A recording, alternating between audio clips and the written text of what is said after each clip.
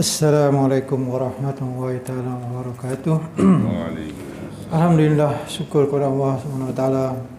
Kita diberi limpah rahmatnya, diberi hidayah ni, diberi kasihannya, kita dapat sama-sama hadir menunaikan solat subuh berjemaah. Dan kita bersama-sama sihat, Alhamdulillah. Mudah-mudahan dengan sebab kita datang solat berjemaah ini, kita terhindar daripada COVID-19 yang sedang melanda. Dan COVID-19 dikabarkan makin dekat dengan wilayah kita, makin dekat dengan daerah kita. Mudah-mudahan Allah Ta'ala terus melindungi kita. Jadi sama-samalah kita jaga penjarakan sosial, kita jaga sama-sama menjaga pakai mask dan sebagainya.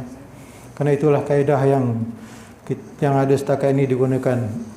Mudah-mudahan. Jadi sama-sama pagi ini kita dengar sikit hadis tentang solat berjemaah. Sayyidina Ubay bin Ka'ab radhiyallahu anhu berkata, Rasulullah SAW bersabda, sesungguhnya solat seorang lelaki bersama seseorang yang lain secara berjemaah lebih disukai oleh Allah Subhanahu Wa Taala daripada solatnya bersendirian. Dan solat 3 orang secara berjemaah lebih disukai oleh Allah Subhanahu Wa Taala daripada solat 2 orang berjemaah. Demikianlah, semakin ramai ahli jemaah kita, semakin Allah Taala sukai. Sayyidina Abu Sa'id Al-Khudri radhiyallahu anhu berkata bahawa Rasulullah SAW bersabda, pahala solat secara berjemaah menyamai pahala 25 solat.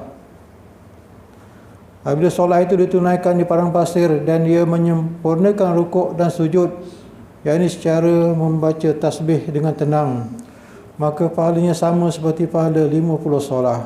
Riwayat Abu Daud. Sayyidina Abu Darda radhiyallahu anhu berkata bahawa beliau mendengar Rasulullah SAW bersabda, mana-mana kampung atau pendalaman yang ada 3 orang dan mereka tidak mendirikan solat secara berjemaah, maka syaitan akan menguasai mereka. Hendaklah kamu mengambil berat akan solat berjemaah. Serigala akan makan kambing yang terpinggir, sedangkan serigala bagi manusia adalah syaitan.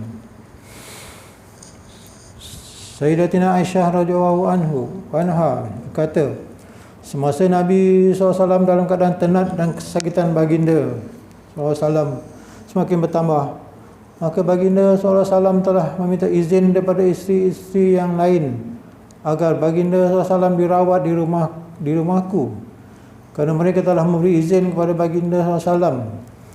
Apabila tiba waktu solat, baginda SAW telah keluar untuk pergi ke masjid dengan dipapah oleh 2 orang kerana badan baginda SAW yang lemah, dalam keadaan kedua-dua kaki baginda terheret ke bumi. Subhanallah. Sayyidina Fadalah bin Ubaid radhiyallahu anhu meriwayatkan bahawa apabila Rasulullah SAW mengimami orang ramai bersolat, setengah makmum daripada kalangan Asbus Sufah yang sedang berdiri akan jatuh kerana kelaparan yang mereka hadapi. Subhanallah. Hingga kan orang-orang yang Badui menganggap bahawa mereka itu adalah orang-orang gila. Apabila baginda SAW selesai bersolat, baginda SAW akan berpaling ke arah mereka lalu bersabda, sekiranya kamu mengetahui ganjaran yang ada di sisi Allah Subhanahu Wa Taala untuk kamu, pasti kamu ingin berada dalam keadaan yang lebih lapar dan lebih papa lagi.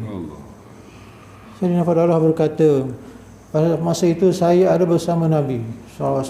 Riwayat daripada Tirmizi. Itulah tuan-tuan tentang kelebihan dan pentingnya kita solat berjemaah. Nabi SAW dalam keadaan sakit tenat masih dipapah untuk datang solat berjemaah. Bagaimana dengan kita, kadang-kadang sakit demam sikit, susah nak datang solat berjemaah.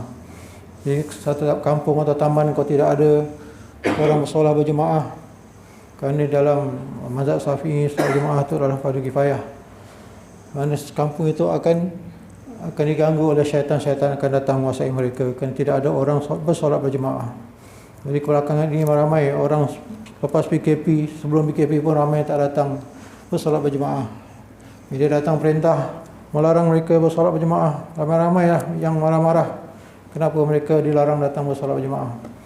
Jadi mudah-mudahan taman kita ya, tempat kita yang masih dibenarkan solat berjemaah, datanglah. Janganlah setiap waktu 5 waktu kalau boleh kita sama-sama berjemaah di surau kita yang telah indah dan cantik ini. Mudah-mudahan apa yang kita buat di surau ini menjadi tarikan kepada mereka datang bersolah berjemaah sama-sama insya-Allah. Mudah-mudahan insya-Allah. Sudahi tasbih kibarah subhanallahi wa bihamdihi. La ilaha illallah. Wa asrina insya-Allah. Dan ladzina amanu wa amilus solihat. Tawassul.